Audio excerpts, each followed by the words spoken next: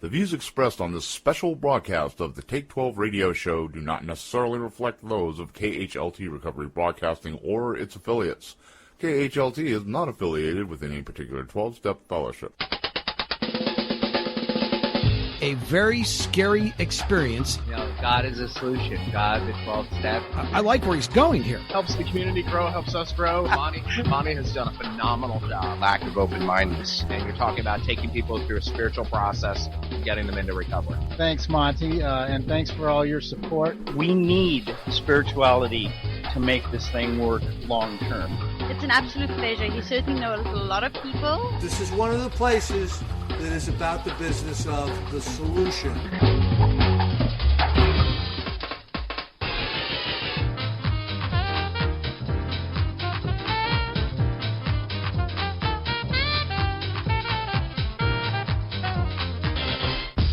And now, broadcasting on location somewhere in the vast expanse of the Pacific Northwest, it's the over-opinionated 12-stepologist, the Monty'man.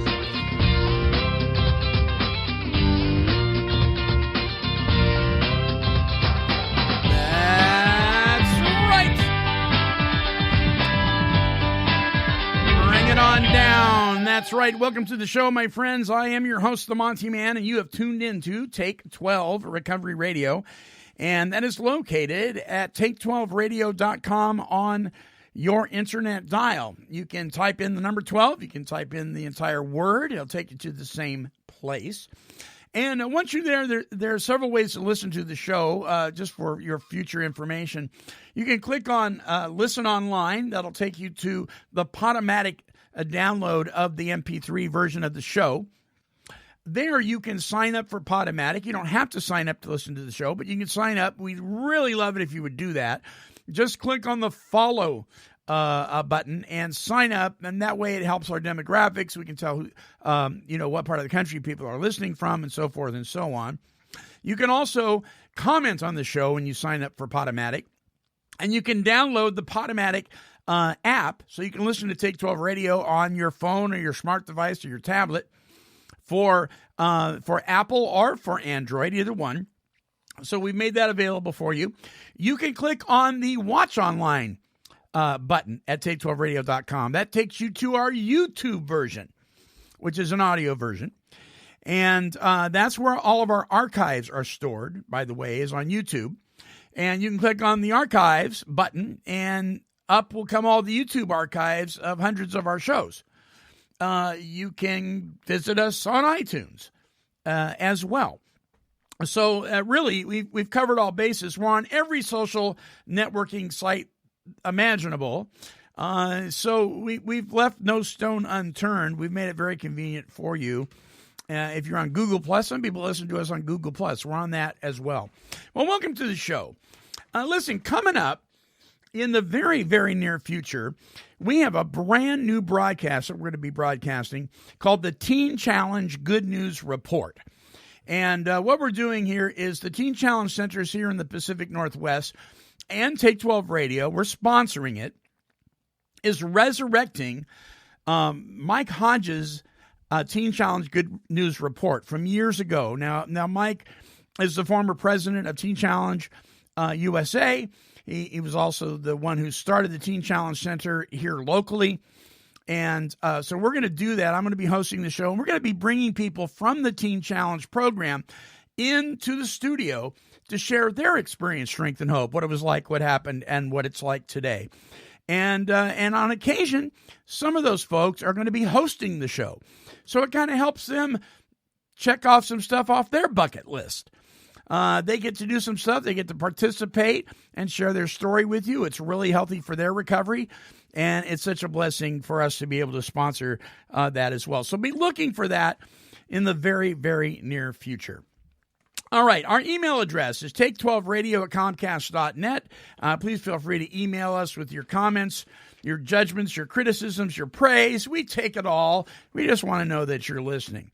Listen, John F. is my guest this week. Now, many of you that listen, most of you that listen, are active members of some form of recovery fellowship, be it a 12-step fellowship or another kind, but we have so many different kinds of listeners.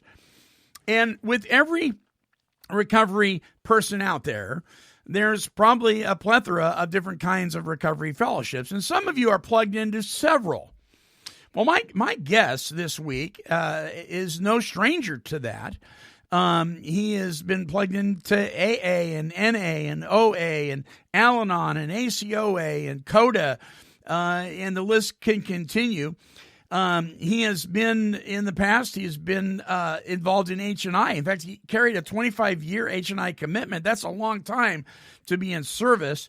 And he has over 31 years of sobriety. I just want to welcome aboard John F. John, welcome to the show. Hey, thank you. Now we're talking to you. You're in Florida, true? Yeah, Boca Raton, Florida. Boca Raton, Florida. And how's Florida today? Beautiful, sunny, perfect. Perfect. It's perfect. Now, the way that I found out about John is from our friend Paul E. And many of you know Paul. He is definitely not somebody that hides under a bushel. Paul's been on the show a couple of times. And how do you and Paul know each other, John? He's one of my predecessors. Matter of fact, he was one of the guys early in my recovery that 12-stepped me.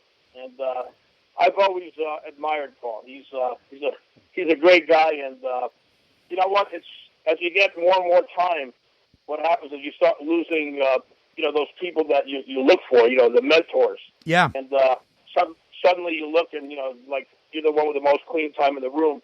And, sometimes that's not so much fun. Sometimes it's hard to, go to meetings like that. Your head starts playing tricks with you. So I like Paul. Paul, I'll listen to his message over and over. I always get good stuff from him. And I get good and bad. I get the stuff that I should do and the stuff that I shouldn't do. Did you hear that, Paul? Well, listen, we have a lot of respect for him and what he has to say and what he shares. And Paul and I keep in rather close contact. I'd say probably once every couple of months we chat on the phone. So shout out to Paul. Paul, thank you for all that you do. John, so let's talk about, the most powerful story. I mean, we have clinicians on, we have authors, we have celebrities, we have musicians, but the most powerful stories come from folks like you and I sharing our experience, strength, and hope. Now, you sound pretty healthy today, but that wasn't always the case, right? No, it wasn't. No, of course. What was going on? Years ago, I wasn't very healthy 31 and a half years ago. Yeah. But today I am, and one of the things that happens is I call it opening the hood. As we get clean and sober, we don't take a look under the hood. And as we get older and older, it's time to take a look under the hood. And you know what? I found out the rough way at 50 years old. I had a 6-tuple bypass. And you want to talk about a life-changing experience, that was it. And at 50 years old, I woke up, had a 6-tuple bypass, and I got in touch with my mortality and realized, wow, what's up? And it turns out my mother's side of the family had coronary artery disease, and they all died at very, very young ages. And I was too dumb to really, check it out, to really take a look at it. And since I've gotten clean, I've been working out. Every year that I've been clean, I've been working out, and I do the anti-aging thing, and I do the nutrition thing. I'm not perfect. Matter of fact, I still have a problem with my addiction to sugar, but I get most of my sugar now from fruit, and it's an ongoing process. It's the one that takes the longest for me. I mean, I've been able to really do a good job with the rest, but ketchup has sugar, bread has sugar, everything has sugar. It's really, really tough, but I'm in pretty good shape considering. Yeah, and even I remember reading a book years ago called Sugar Blues. Even cigarette paper has sugar in it.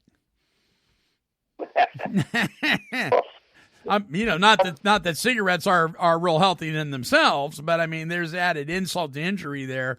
So it is difficult because it's one thing to say, okay, well, I can't be slamming cocaine in my arm anymore. It's a whole other thing to say, well, you can't eat anymore. You have to eat, right? Yeah, but you know what? When I had the 6-tuple bypass, I mean, I had checked my blood and I had checked my cholesterol. And I've always checked my PSA and stuff like that. And you know what? It was something that I should have paid attention a long time ago. And, shoulda, coulda, woulda. But, at 50 years old, to have seven, they missed the seventh artery. I actually had a heart attack and lost 40% of my heart on the table because I wouldn't let them shut my heart off. But it was an eye-opener. Now, since then, I've recovered. I've got a very strong heart. I work out 5 times a week. I do about an hour and a half per workout. And I'm really in good shape. I'm almost 65 years old right now. And I'm probably the best shape I've ever been in my life. Well, congratulations. I'm really proud of you. That's a real good deal. And, this ongoing maintenance of your health is so vitally important. So, listeners, I'm telling you, this whole recovery thing doesn't stop with just putting the bottle down or putting the pipe down. It goes a lot deeper. And I want to spend a little bit of time in the mess, but I know that you're one of these guys like me. You like to spend a lot of time in the message. So, but let's qualify a little bit. What was going on, man? How did you start out going down the wrong trail? Well, you know what? I was conceived in Havana, Cuba, and my mom gave birth to me in Miami Beach, so I'd be an American citizen. So at 6 months old, I was living in Havana, Cuba. And, I had a car accident.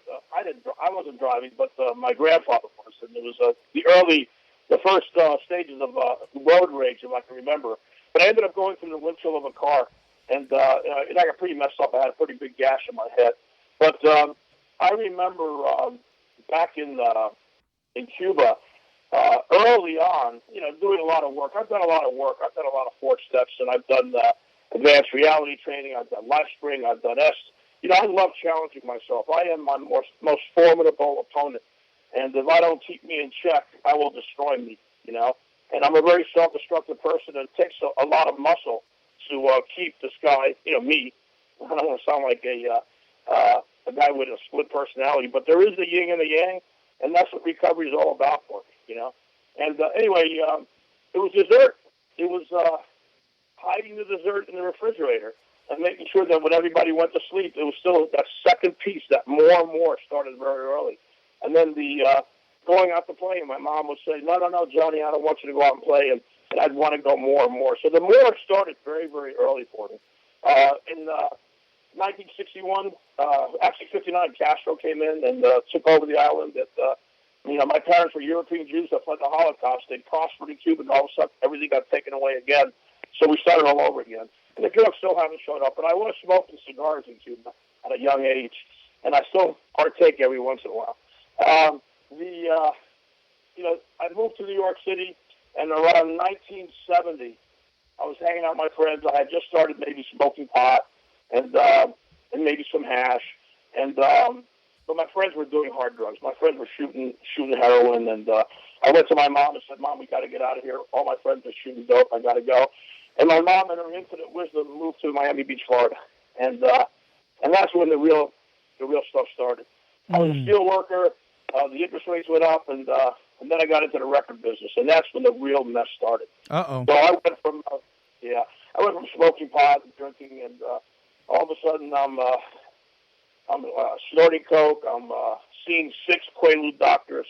I'm getting 45 Quaaludes and 30 Activans a month, and I got 6 doctors. I invented doctor shopping before Rush Limbaugh did, and we got away with it back in those days. Yeah. I was still buying at least 200 Quaaludes extra a month. So I had about a 15 Quaalude a day habit. I had a 2 8-ball habit a day, half a bottle of Absolute, which I kept in the freezer. I went to Boca Raton when I used to live in Miami to get the red label, the 100 proof. And, of course, I smoked a lot of pot. And, I'm not going to glorify it. I went from snorting to smoking. I was one of the first kids in the neighborhood to smoke freebase. Matter of fact, I got clean, and 4 years later, the word crack was invented. So that kind of will date you how far back I go. And, the freebase took me down really hard, really fast. And little by little, I just went through that progression of putting down one at a time and then, continuing with the alcohol, finally learning that the alcohol was the domino that actually knocked everything down. And, that was the one thing that once it fell, I went down. So no one could tell me that I was powerless. I had to find out for myself. But when I got to the rooms, I shut our first step and said, yeah, no kidding, And I'm proud to tell you that And that's the mess. That's all you're going to hear. I hate the mess. I hate glorifying it. I hate talking about it. I hate going to meetings and hearing these long, there's nothing glorifying. It was degrading. It was the worst thing. I feel sorry for that person. Sure. Sometimes I'll be meditating, and I can feel that person. I can feel the pain. I can feel how, the degradation of that whole thing was, Anyway, let's go to happy times. I picked up my first white chip, and guess what? I've never picked one up since. And I hit 1,000 meetings the first year, and I hit 3 a day, and I got addicted to meetings, and I loved it. And at first in my neighborhood down here in Miami, there wasn't a lot of NA. So I went to NA, and they didn't like to hear too much about the drug, the drugs, the cocaine, or whatever, freebase or whatever. Right. But, little by little, those alcoholics reached out to us, and they showed us how to start NA, and we started NA. And you know what? NA became home for me because I am a drug addict. I mean, alcohol may be one of the drugs that I abuse, but, I am a drug addict. And anyway, we started having the meetings, and everything was great, and and I continued to grow, and I worked those steps. And Monty, I'm a step kind of guy. I'm a technician. I love the steps, and the steps set me free, man. The first step, I'll just give you a quick one on the steps. The first step is like the powerlessness, and to me, it's once I start, I can't stop. And I wish I could. I hate people that can, and there are some earth people out there that can do that. I don't know. I can't, but I know I can. And to me, the the unmanageability, what happens afterwards, no one has to prove to me or explain to me the unmanageability of it, And, coming to believe, that a power greater than myself can restore me to sanity. I'm a nice Jewish boy from Brooklyn, and you know what? I had a problem with punishing God. I had a problem with God altogether, and I was always afraid of God. I didn't think that God, the program would work for me, But when they told me that God of your understanding, they told me about the higher power, it was easy. I mean, I just invented my own God, and he or she, I still don't know, loving, caring, kind of a God, maybe just a hit ball, maybe recovery addict himself, I don't know, Mother Nature, I don't know. I went to a lot of therapy, and my therapist used to always say to me, it's not God that saves my ass, it's me believing in God that saves my ass, So that's what works for me is, I believe in that higher power, and that belief gives me strength. And it takes me to that third step, which, made the decision. And they say, I love the steps. I really do. I mean, there's just so much stuff about them if you really study them. And that's why I love the big book. And, I'm not one of these guys that only talks about one. And I have such a respect for AA because they started the whole thing, Yeah. How could you in any way, not, disqualify? I mean, how could you not take a look at who started the whole thing? And what a great story and the challenges that Bill W., Dr. Bob, and starting the whole thing I love that whole story. I think that, mankind's going to maybe in 10 years take a look at AA, NA, all the A's, and find out that probably one of the biggest contributions to mankind is going to be, the 12-step programs, And I love the program. I just really do. And, I got turned on to that God, and I made that decision, to turn my will and my life over to the care of God. And I'm a KISS kind of guy. Keep it simple, stupid. Right. Simple, stupid. God wants me to be happy, joyous, and free. There's no intricacies. There's no, I have to follow this. I don't like dogma. That's what I don't like about religion. I don't do this, that's going to happen. That doesn't happen. I have got such a communication with my higher power. And it's so smooth, and I know when I'm doing God's will because everything's going smooth. And I know when I'm not doing God's will because everything is just not going very well. So I'm swimming against the current. And when I'm doing God's will, I'm swimming with the current. The fourth step was easy for me because, I'm a problem solver, And once I got clean and I opened my eyes and took a look at, what the hell's going on with it? You keep crashing the car into the wall. You never open the hood to see what the hell's wrong. I kept doing the same thing over and over again. The insanity, and I missed that on the second step, by the way. The insanity of thinking that I could pick up and get away with it, And so the fourth step, I went on and I did the inventory, and guess what? I did my fifth step with Paulie, And I remember I had written this, my first fifth step. I still have it in my bathroom. I read it once in a while. I laugh my butt off. And the funny thing, it wasn't my fourth step. It was my girlfriend's fourth step. It was all about her. It was all about her and what a victim I was. And that's a perfect example of how a relationship could really screw up your recovery. But Sure. for me, I love experience. And you know what? That relationship I wouldn't trade. I make all my mistakes in that. I got 13 steps, and I was okay with it. I made all the mistakes with that relationship. And I remember Paul grabbed that yellow manila thing I had, the writing pad, and he says, now, and then he touched my chest, and he says, give it to me from here, give it to me from here. And we were in this park, and there were ducks, and it was just a real nice place. And you know what? It was very, very cool.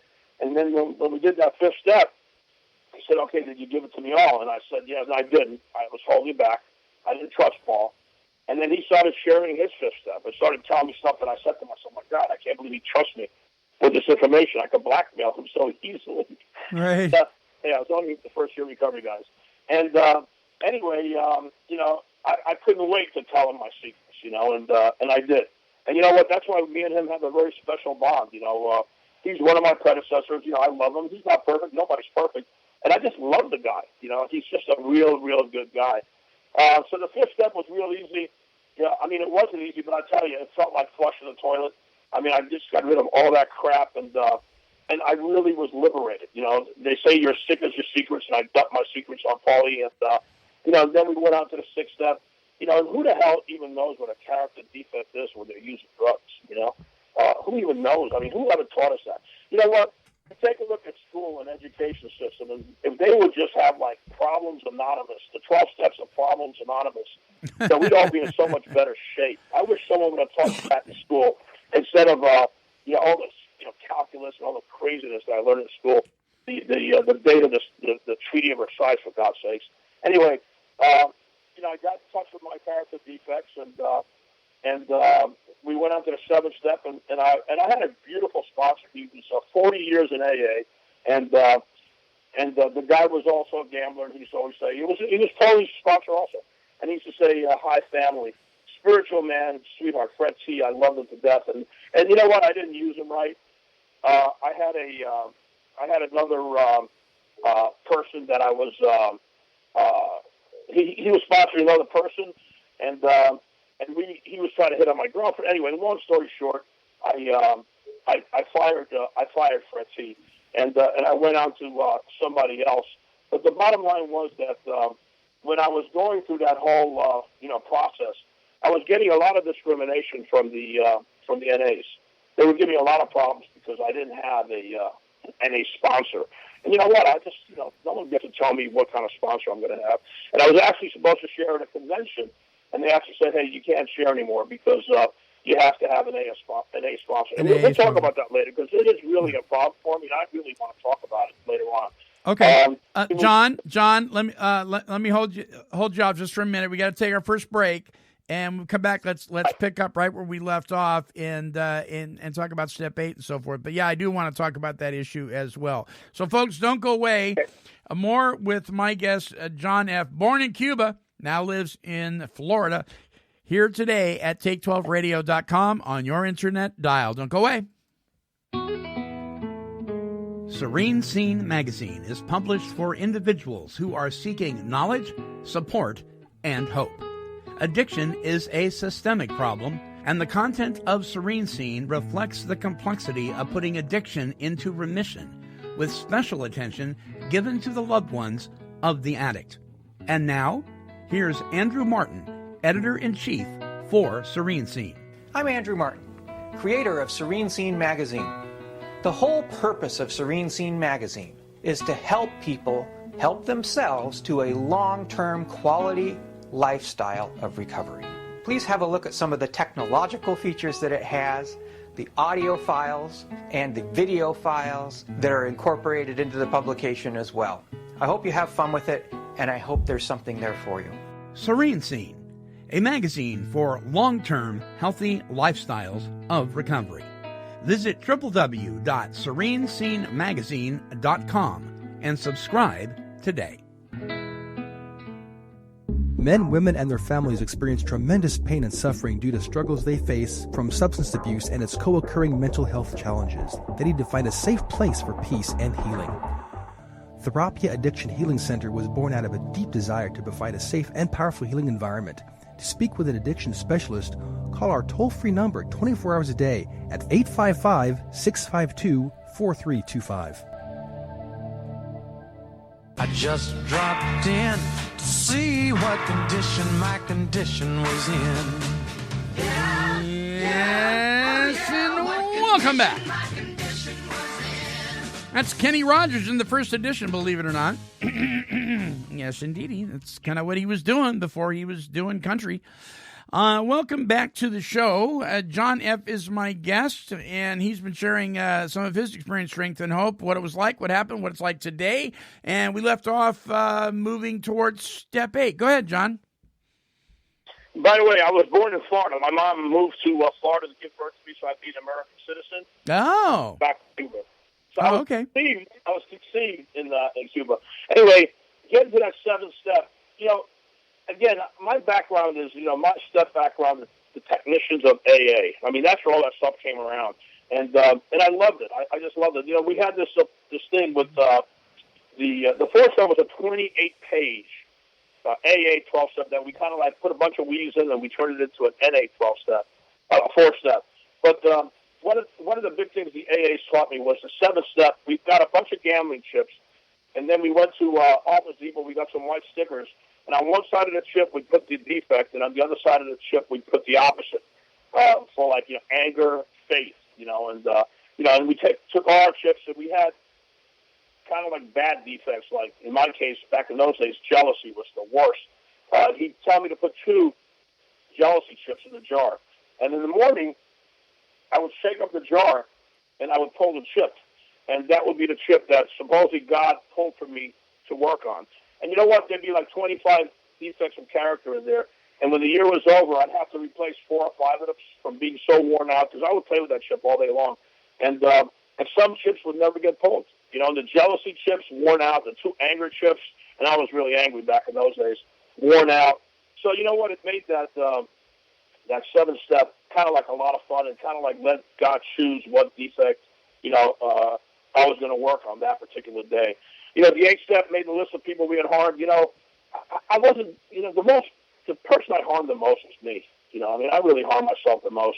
And I made the list. And the important thing about that list that they taught me was, make the list, not thinking about making the amends. Just make the list, And I moved on to step 9, and I went to make my amends. One of my big amends was the IRS, and I was so afraid. Matter of fact, the only reservation I had was that if I opened up my mailbox and they had that IRS registered letter thing there, that I didn't know how I was going to handle it. Because my ritual when I was using was on the 15th of April, I would get very, very high and try to forget about, that I didn't file, So when I got clean, that became something. And I got a beautiful spiritual story about that, just real brief. The guy who was my IRS agent who came to my house, I didn't know about it. He was some guy who was an extra on Miami Vice. He had long hair ponytail. He had a sharp tooth earring, and he had just won a Supreme Court case for having the earring. And, I was like the last case, and he just cushioned the fall for me. He said, you go to those meetings, don't you? And I said, how do you know? He says, and how much money do you put that basket when you go to meetings? And I said, then I stuttered. He said, you put $5 in that basket, don't you? And I go, yes, I do. And from that day on, I still put $5 in the basket. And you know what? He put together a payment plan for me. And, that big boogeyman, that big fear that I had, that, oh, my God, because I owe him 6 figures, how the hell am I ever going to repay it back? And you know what? It happened, like everything else in the program. 10th step, take personal inventory, continue to take personal inventory, and when we were wrong, properly admitted it. I mean, you know what? We all have a built-in computer, at least I do, that says I'm right, you're wrong, F you. And you know what? That computer has to be, that program has to be overridden. And I've done that. Not 100%, but 98% of the time, I'm able to step into your shoes, look out of your eyes, and take a look at how I'm showing up in your life. And it makes it much, much easier. In relationship, any kind of relationship, that's so important. And I'll talk about that later on. The 11th step is like that magical mystery tour. Looking for knowledge of His will for us and the power to carry it out. I kind of abuse my higher power because I ask for things. They say you're only supposed to, pray only for of His will for us and the power that to carry it out. That's not the only thing I pray for. I pray for stuff, and sometimes I pray for Him to take it away from me. But, my God has given me so many. I am so blessed. I've gotten so many gifts, and that relationship I have with my higher power is it's just amazing, man. It's just I never thought that's something you can't touch, you can't feel, you can't. How could you have a relationship like that? Mm-hmm. And of course, the 12-step. And I'm going real fast, guys, but hopefully you'll get something out of it. And that is that's the only step that's like a done deal. It says having had a spiritual awakening as a result of these steps. Back in the old days, it used to say we carry the message to others. Now it's like specific, depending on what fellowship you're in. Right. But, carrying the message is my job. I have two businesses, and I have very successful businesses, and I'm very happy with my business. And but the bottom line is my number one priority in life is to help another addict and alcoholic. And I get the most out of it. It's like the most rewarding thing for me. But it's not easy, unless the guy says or the girl says, hey, I need help. It's a waste of time. It's really, no one can help me until I got it. So anyway, that's my kind of version of the 12 steps. And you know what? You work them over and over and over again until you start living the steps. You can't work the steps enough. And people, my fourth step, there was a thing in there that said, if any of your parents died. And you know what? It was like the fourth time I had done the same fourth step, and I mourned my father's death, and for the first time cried about it. Because I was very, very high. I was so high at his funeral that I almost fell in the grave with him. And I neglected him. When he was diagnosed with cancer, I ran. I didn't, I got mad at him for, abandoning me after being gone for so long. So, the fourth step, all the steps are so revealing, and they're just such a good part of your life, and you get to live the steps. So I love the program, and I think anyone that's not working the steps thoroughly and over again, they rip themselves off. Everyone thinks it's a half, not everybody, but a lot of people think it's a half-step program. And you know what? Congratulations. You don't drink, you don't get high anymore. Now what? Right. That's where the real. Right. And I'm a big preacher when it comes, and I don't mind saying that word either. It just means to teach on this whole thing that you can't have a spiritual awakening as a result of steps you haven't done. Yeah. And a lot of people they just don't do it. We lose people at the fourth step and the ninth step more than any place else, and unless you do this stuff, if nothing changes, and you've experienced that.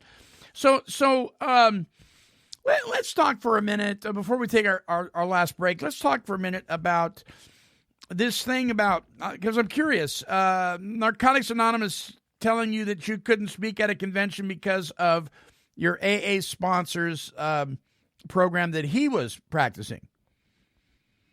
Yeah, because I didn't have an NA sponsor. I haven't, usually you'll hear people say, I have an NA sponsor who has an NA sponsor who has an NA sponsor. It's like, honestly, I have a tough time with what's going on. And, I was the grassroots of NA in Dade County and in Florida.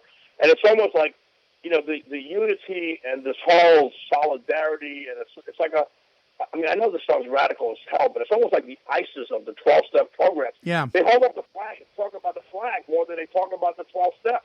And it's like they're so paranoid about AA taking away from them. You know what? I go to meetings here, Cocaine Anonymous, and I go to AA meetings, and there's so many young kids that are just so tired of the crap that they just need somewhere to recover, and they're alienating so many people. And the big fear is that the money in the basket, and you know what? They're ending up with nothing but people without a program. And I'm generalizing, but you know what? It's my feeling down here. I'm sure there's some areas where it's strong, but it goes for AA too. I go to this, I used to go to this AA Al-anon meeting that used to be so cool. They had an AA Al-anon speaker, one of each.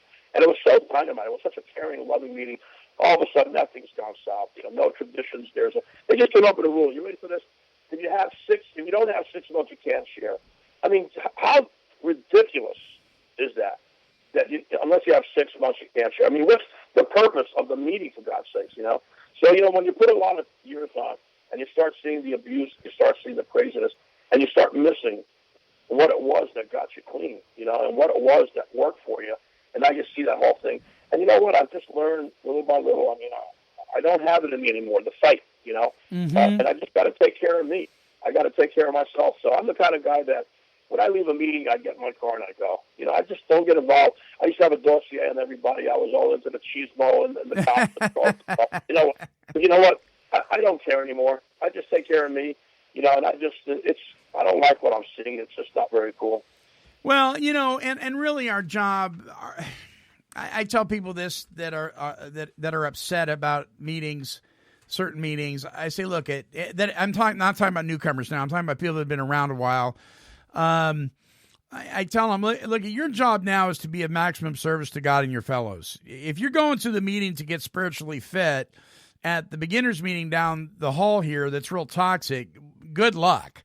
But if you're going so you can listen to see where you can be of service to somebody else, you're going to fare a lot better. And because I've had those issues, I've gone to meetings and I'm just like, I don't have any hair left because I've been pulling it out for so many years. But let me ask you a question, John. Do you think that, at least in your area, do you think there's a problem with the fellowship actually getting further and further away from the literature than ever before?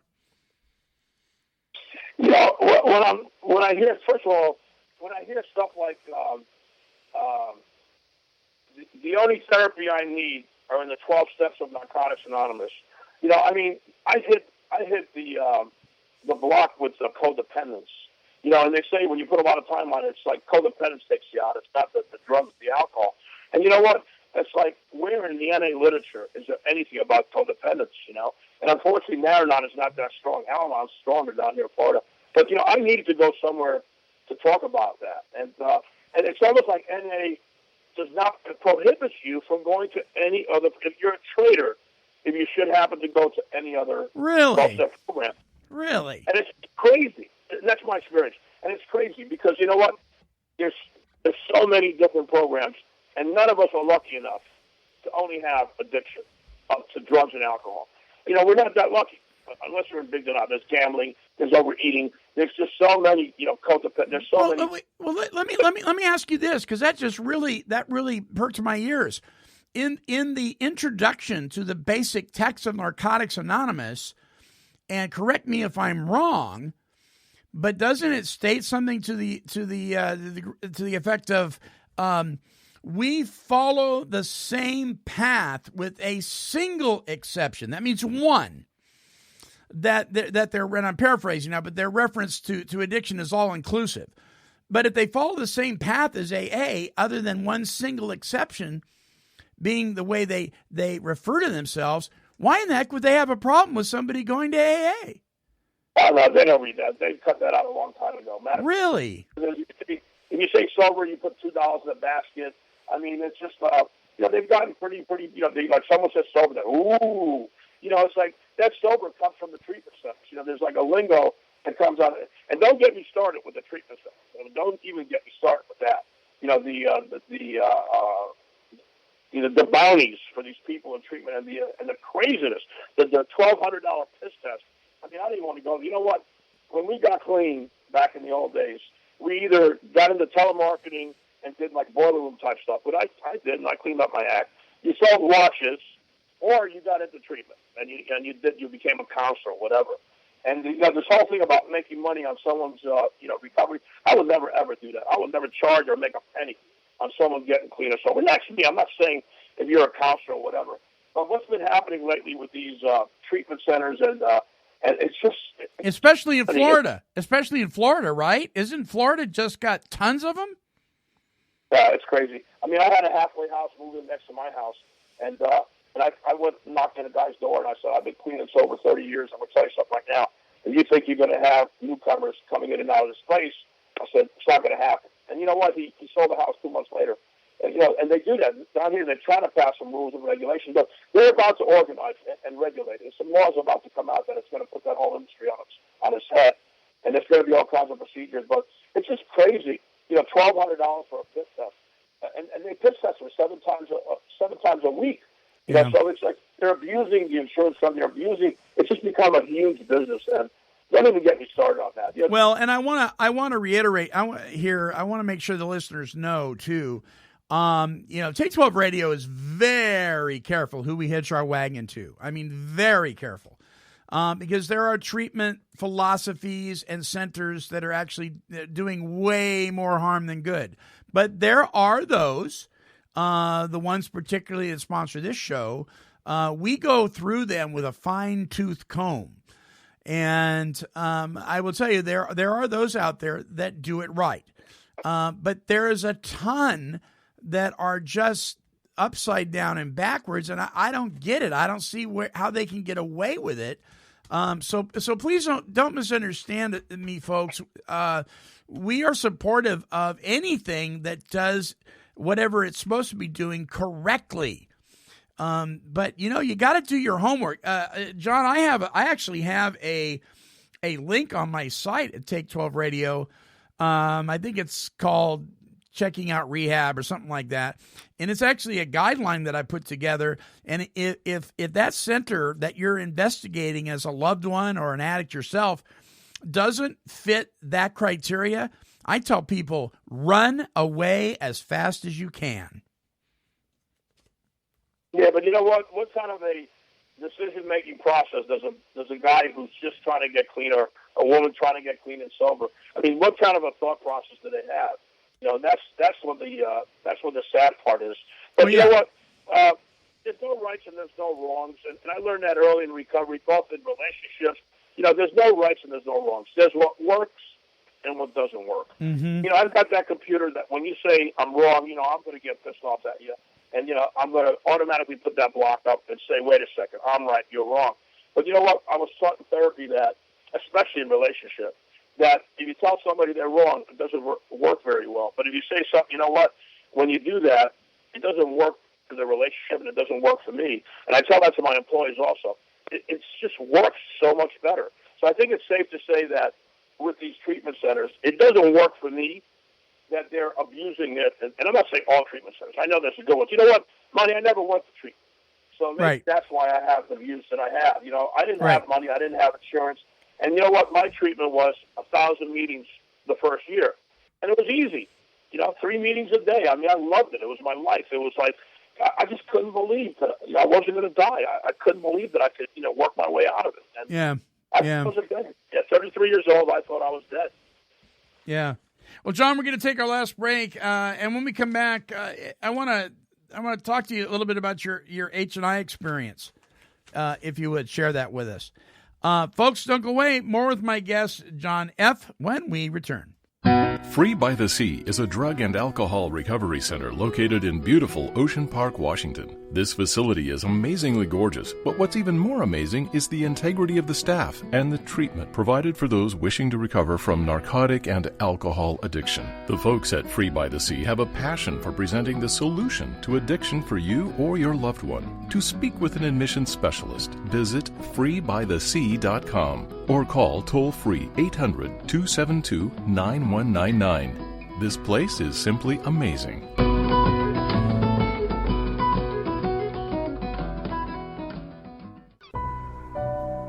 When I got back from Iraq, I just couldn't shake the guilt that I came home and 34 other men did not. There isn't a drink or a drug out there that can touch that kind of pain. Believe me, I tried. But when I heard a Teen Challenge story on the radio, I finally decided to get help. This program did for me what nothing else seemed to be able to do. It gave me hope. Now I can finally move on and live my life in a way that honors those who lost theirs. To locate a Teen Challenge Center near you, or for more information, visit teenchallengeusa.com.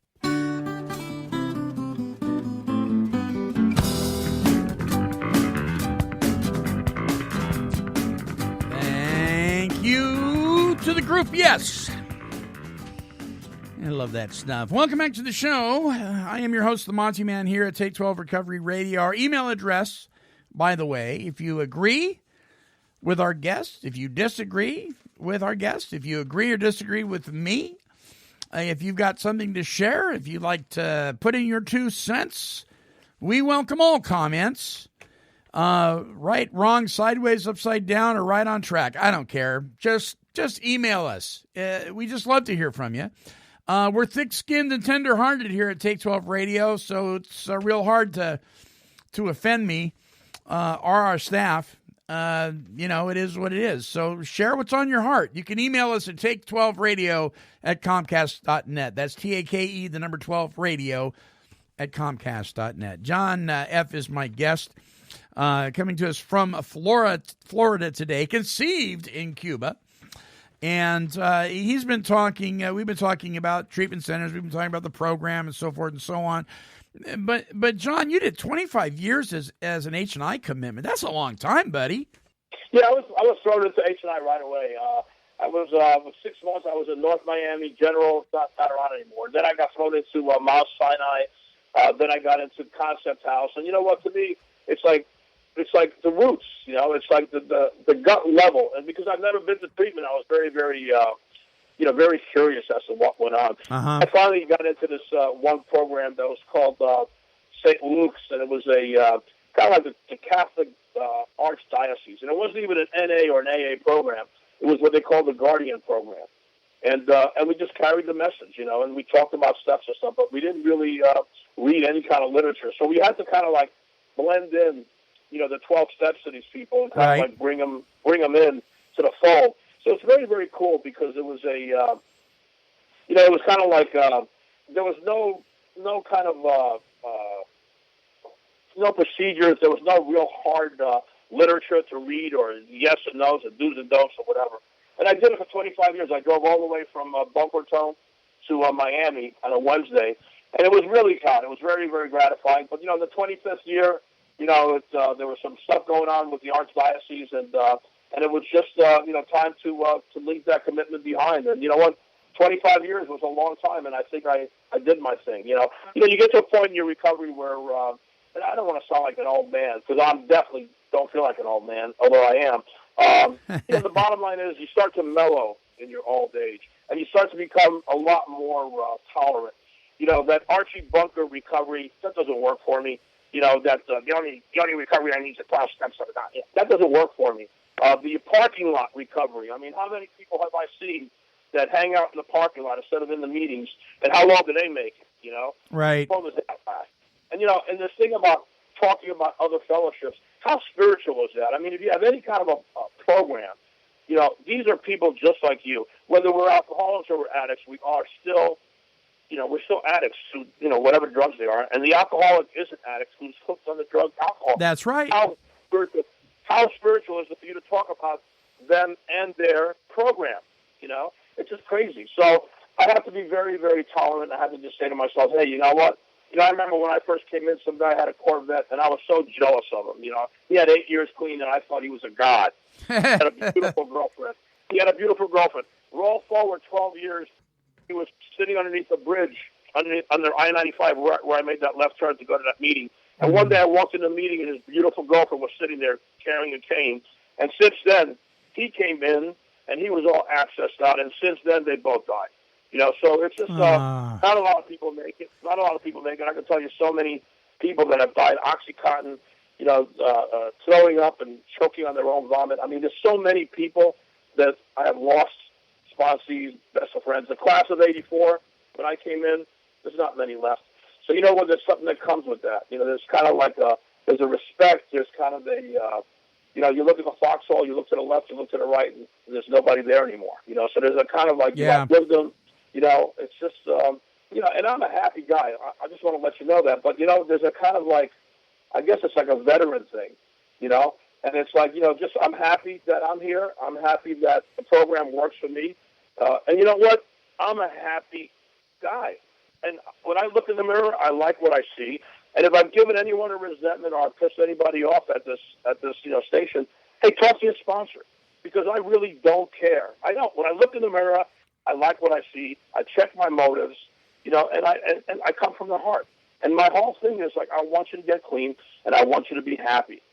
And that's what recovery is about. Recovery is about my relationship today works. So it took me a long time. I've had a lot of failed relationships. But that's what I wanted in life. I have my own business. That's what I wanted in life. I have my health. That's what I wanted in life. I'm happy. I'm a happy guy. That's what the goal was when I got clean, was to finally be happy. And you know what? I have a loving, caring God, and that's where I am. I work my ass off, physically, spiritually. I do everything I'm supposed to do, and the payoff is right there. Happy, joyous, and free. If you had not worked these 12 steps, if you had not applied and implemented them because of your health issues, your other physical health issues, do you think that the stress that comes with not working a program, because there's definitely stress if you don't get healthy, would have killed you? Yes, but it was a God thing. Yeah. There was a guy in the office building next to me that had a CT scan. It was a brand new thing that had not come out. And somehow, I'm a list broker. I saw name, address, and phone numbers. And he needed, insurance didn't pay for it. The insurance company wants you to die so they don't have to pay $100,000 in those days for your open heart surgery. So I went ahead and I talked to the guy about buying some leads from me. And he said, listen, I have this heart machine. I'll scan your body. I'll scan your lungs. And we'll swap. We'll do a swap for leads, whatever. So, I mean, that was a God thing. I mean, how did something like that happen? And I recognized the God thing. So regardless of what would I have done, God stepped in because, and you may think what you may think, but I'm a soldier of God's. And you know what? I have a great program and I have a great message, and I'm strong. You know, I'm a very, very strong guy. When I sponsor people, when I reach out to people, I'm passionate. They call me Rambo Recovery because I am so passionate about this gift. You can take everything I have and you leave me behind my recovery, and I'm a rich man. You know, I've got the ability to start back up again. I have the ability to live my life happily. And you know what? It was a God thing. God saved me to keep me around longer, to carry the message. And I really, to my heart, believe that. But you know what? As we get clean, we start getting honest with ourselves. That's self-honesty. And we finally start taking a look at ourselves. Many people won't do the PSA, prostate cancer. Right. Many people, they're afraid. Once they get clean, they say, oh, my God, the damage I've done. But you know what? If you could catch these diseases early, you're going to be in a lot better shape, You bet. than if you catch them when it's way too late. And, that's one of the things we don't stress. It's not really the part of the program to tell us about that. But, once you wake up and you realize, okay, so I've made all this mess. I mean, my teeth had to be replaced. I mean, from rubbing coke on my teeth, there was no enamel left on them. There was health issues. I had to fix my teeth. I had to get my health back together again. I had to start working out, and I had to put weight back on, and I put too much weight back on. But, the program is not just the program. There's a spiritual part of it. There's a physical, there's a psychological part of it. It's a lot of work to do. But you know what? I don't mind doing the work because I get paid. I get the payoff. I get to love my life. I get to enjoy myself. And, I'm hoping to die of old age, not of an overdose. There you go. There you go. And when you're working with other people and you're giving this thing away too, you get to watch people's lives change. Sure, some people fall through the cracks. Many don't make it. But isn't it just a glorious thing when you see the light come on in somebody's eyes, they stay clean, and they start moving forward in their life, maybe for the first time? Yeah, absolutely. And, that's probably why I'm so passionate about the negative things I'm seeing because, and I can't do it myself, but you know what? I've seen a lot of stuff change, and I've seen the purity. I've seen that, the core of what we were taught in the beginning, and we loved it, and this craziness of one fellowship against the other and the isolation of not letting your fellowship, go for codependency, go for their overeating, go for their gambling. I mean, there's so many guys that have a lot of time that are just gamblers, such big gamblers, And they won't even look at Gamblers Anonymous, or Overeaters Anonymous, or, these 12-step programs work. They work on my freebase and on my drug. I mean, they work for everything. I mean, they really, really work. They do. They do.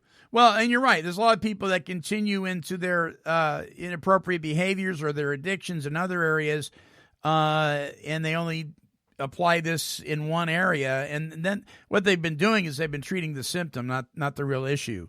And they've just moved to something else, and that's sad. Well, listen, John, we are out of time. I really appreciate you coming on and sharing your experience, strength, and hope, my friend. Congratulations on 31 and a half years. Thank you so much, and thank you for the opportunity. And I hope that I helped some people out. I hope I didn't talk to many people. Well, you know what? That's why I always welcome a variety of emails and comments because my sponsor used to tell me when I got ruffled, when somebody said something to me that kind of hurt my feelings or whatever, he says, hey, Now it's your turn to grow. Yeah, but you know what? If I piss anybody off, go talk to your sponsor. Well, unfortunately, a lot of people don't even have, they say over 78% of people within any particular 12-step program don't even have a sponsor. If they do, it's a phone number and that's it. Yeah. That's sad. Yeah, but you know what they say about some of the sponsors themselves. Well, yeah, it's kind of stupid. Yeah, he has a fool for a sponsor. Fool for a sponsor. All right. Our email again is take12radio@comcast.net. Listen, if you sign up on Podomatic, you can comment on the shows right on the site. We'd love to hear what you have to say. Give us your input. My guest has been John F. From Florida. He's been sharing with us some of his concerns, some of his story. Listen, do something right now that will make the person you'll be tomorrow proud to have been the person you are today. It's a good thing. Rewind the show, play it for somebody else, make a copy of it. It's yours to keep. If you want to burn a CD, you have our permission to do that. All right. My friends, don't forget our other shows. Our Monday show, we got the Teen Challenge Good News Report coming up here very shortly. And then we have our Open Forum Wednesday show, The Great Reality, with Bruce, Eve, and myself. And, of course, Friday is a variety of shows with people in, out, in between recovery. Until our next broadcast, mighty thank you to John F. We're wishing God's perfect serenity for you. Bye-bye now, my friends.